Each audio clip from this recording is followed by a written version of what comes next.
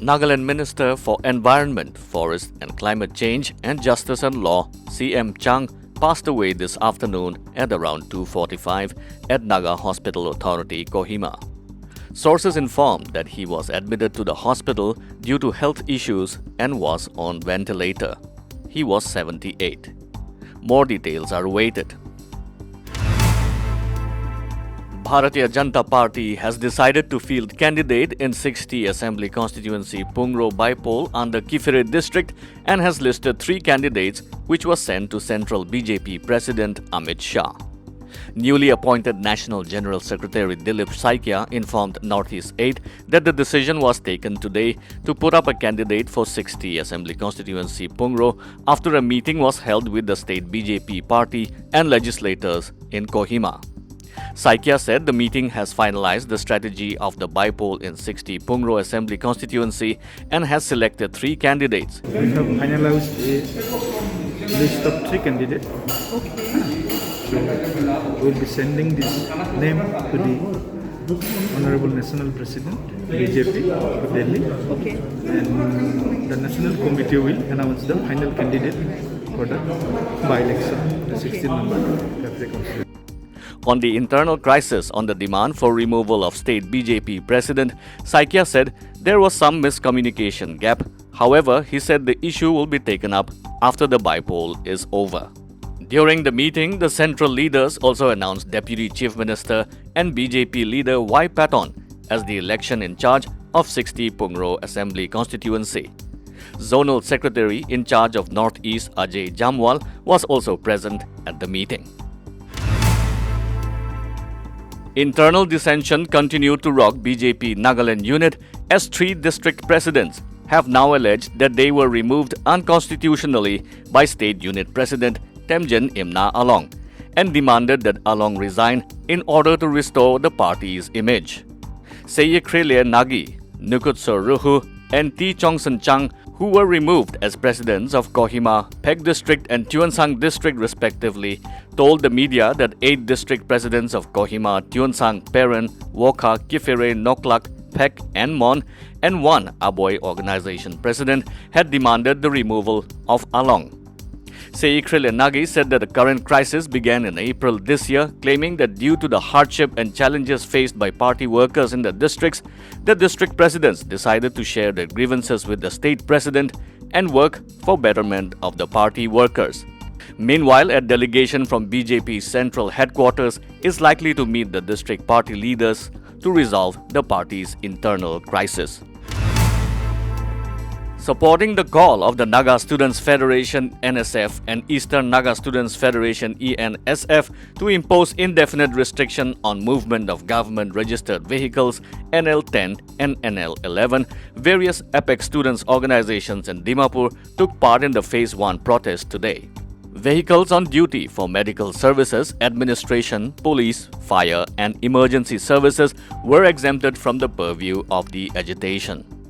Student volunteers from 12 constituent units under Dimapur Naga Students Union DNSU were seen at strategic locations.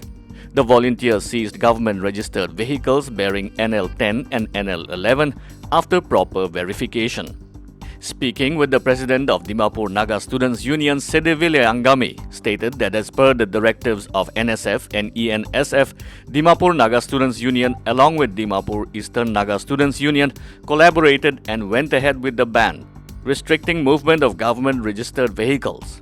He informed that volunteers were located around 7 to 8 strategic locations in and around Dimapur town.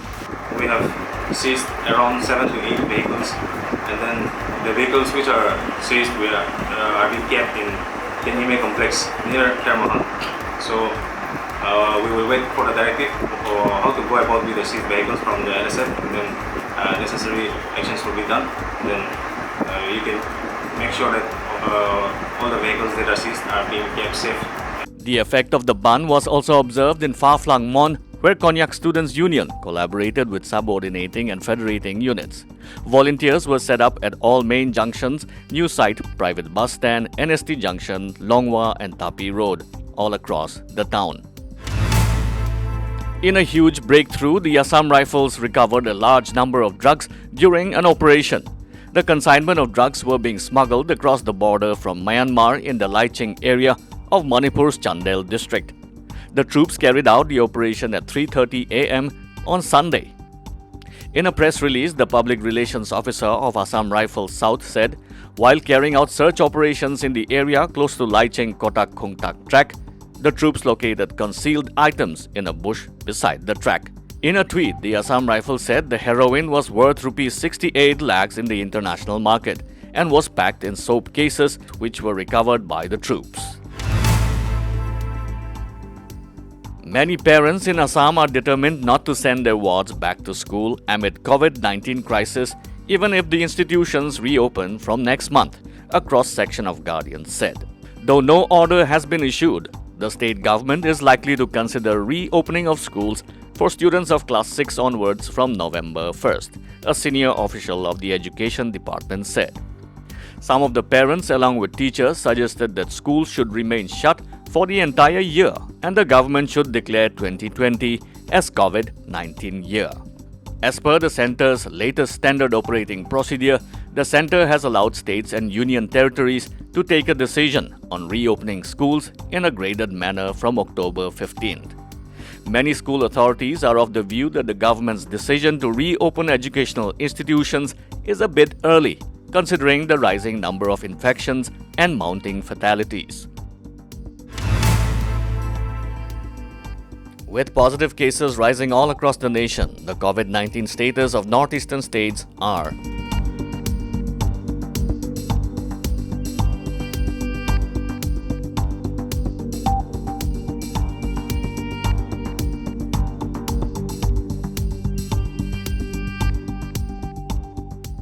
like, subscribe and hit the bell icon for news that matters and stories that inspire.